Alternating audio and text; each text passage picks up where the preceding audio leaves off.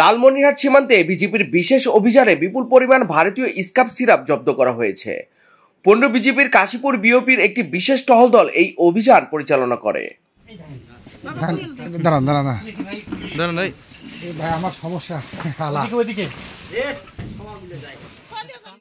গোয়েন্দা সূত্রে জানা যায়, চোরা কারবারিরা সীমান্ত পার করে মাদক এনে সীমান্তবর্তী একটি পরিত্যক্ত বাড়িতে মজুত করেছে। গোয়েন্দা তথ্যের ভিত্তিতে বিজেপি বুধবার দ্রুত অভিযান চালায়।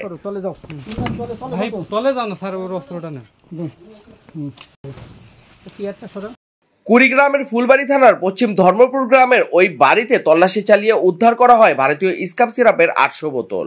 উদ্ধারকৃত মাদকের সিজার মূল্য প্রায় 3,20,000 টাকা। বিজেপির পক্ষ থেকে জানানো হয়েছে, ঘটনার সাথে সংশ্লিষ্ট চোরা কারবারিদের শনাক্তে তথ্য সংগ্রহ চলছে এবং তাদের বিরুদ্ধে আইনগত ব্যবস্থা নেওয়ার প্রস্তুতি চলছে। লালমনিরহাট ব্যাটালিয়নের commanding officer lieutenant colonel Mehedi Imam বলেন, মাদকমুক্ত সমাজ গড়তে সীমান্ত জুড়ে গোয়েন্দা নজরদারি ও টহল আরও জোরদার করা হয়েছে। তিনি স্থানীয় জনগণকে মাদক বিরোধী অভিযানে সহযোগিতা ও গোপন তথ্য দিয়ে সহায়তা করার আহ্বান জানান।